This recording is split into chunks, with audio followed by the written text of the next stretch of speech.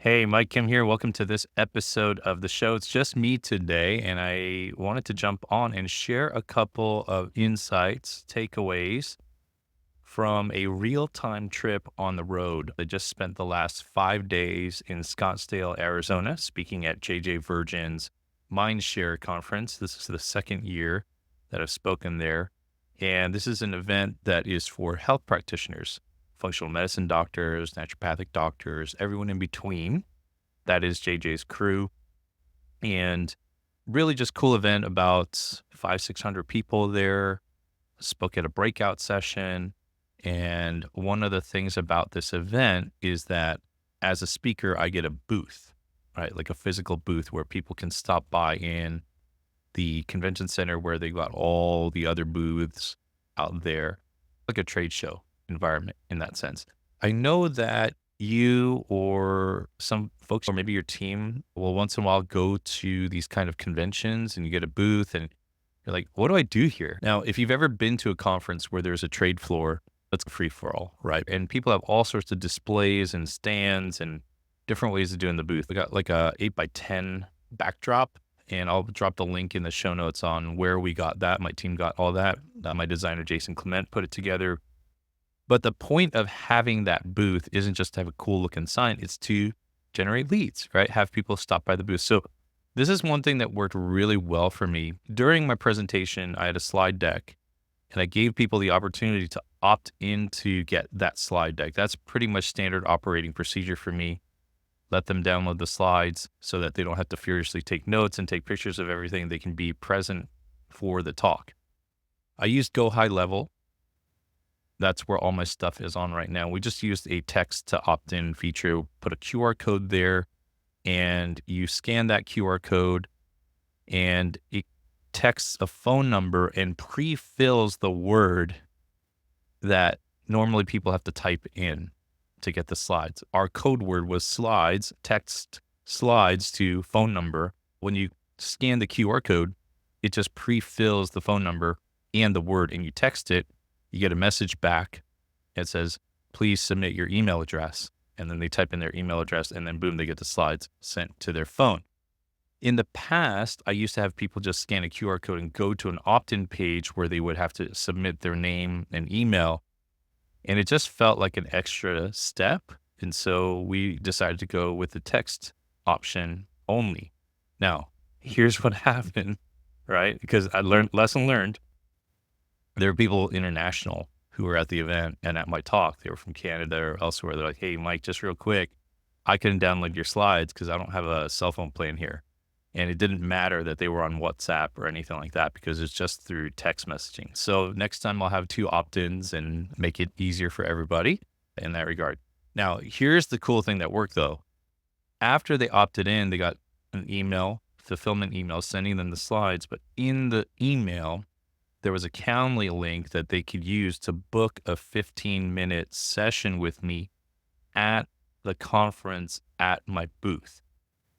So the conference hall was open maybe 4 to 6 hours a day, different periods of the day on different days, right? There were like different time blocks. And so I set up my Calendly link, scheduler link, to be open during those hours, and people would book a call, like not a call, like a meeting, an in-person meeting there at the booth. And so I had my designer, Jason, with me. He would handle anyone who just happened to walk by and wanted to talk. But we had a QR code right there on the table too. Is that, hey, if you want to come back when Mike's freed up, just scan this QR code and you can book a time like on Friday or Saturday or Sunday. The conference was over a weekend. So what that did was it really elevated and made intentional the time that I had with the folks who were there. We were able to get to the heart of the matter much quicker. Some have had questions on websites. Some had questions on what we do. Some had questions on what our agency did or what I could do just as an advisor, a consultant, or a coach. And so that worked super well because last year I didn't do this. I was just sitting in the booth feeling stupid sometimes and just stand there and like people would walk by and, hi, how are you? What do you do? And you have a lot of these conversations throughout the course of a multiple day conference and you don't really make much traction. You don't really get anywhere. So now I've got a leads list of people who have opted into my email list because they downloaded the slides, but I also have a more warm leads list of people who stop by the booth, booked a call or booked a session in person, and I can follow up with them. And I have notes for everybody that I met with, and I'll follow up with later this week. That worked out really well. And lesson learned, if you're going to have an opt-in, make it, especially text-based, make sure that you have something for the international people there. So that worked really well.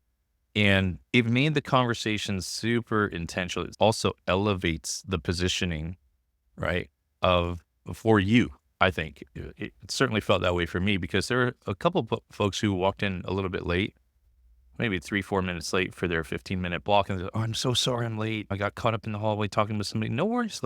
Tell me what's going on. It just made the conversations much more forward, much more fruitful, much more productive. So try that the next time you're at a convention where you have a setup or a display stand. Make sure that you plan for people who are traveling internationally who might not have a text message plan. You want maybe both, like an opt-in page for your schedule and or just a text to book a call or get the slides or whatnot.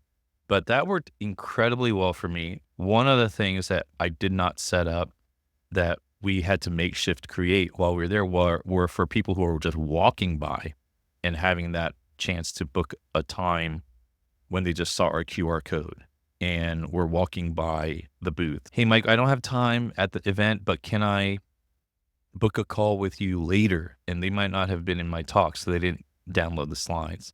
So we had to create another one for that as well. Just learning as I'm going, making the most of all of these experiences, trying to share them with you here in real time. Travel wise, I just try to stay hydrated. And you go to some place like Phoenix or Scottsdale, especially when you live in New Jersey, probably drank about 3 times as much water. Carry electrolytes with me. I use Element Salt. I'll put a link to that in the show notes. I've used that for years. I just make sure that I go through my sleep routine. It's shower up, whatever I've got to do, care-wise, hygiene-wise, and all that. I take 2 Calm gummies. They're magnesium gummies. I like the gummy form because I can put them in a Ziploc bag and take 2 in the evening. But they say you can take up to 4 a day, and I've done that before, and it just knocks me out. I feel super groggy the next day. So I don't do that. And actually, when I met JJ a couple years ago, she has a whole direct-to-consumer line of supplements and different products. And she has a product called Sleep Candy that I love. It's a mix of all these other things. And I've ran it by other physician friends of mine, doctor friends. They're like, yeah, this stuff checks out. This is good. It's all in one little lemon flavored capsule. And I take one of those about an hour before I want to go to bed. And it does a good job of like just starting to help me shut down my system. And I just listen to it when I get that prompting and I'm in bed and I just try to knock out. Just some quick tips here from the road.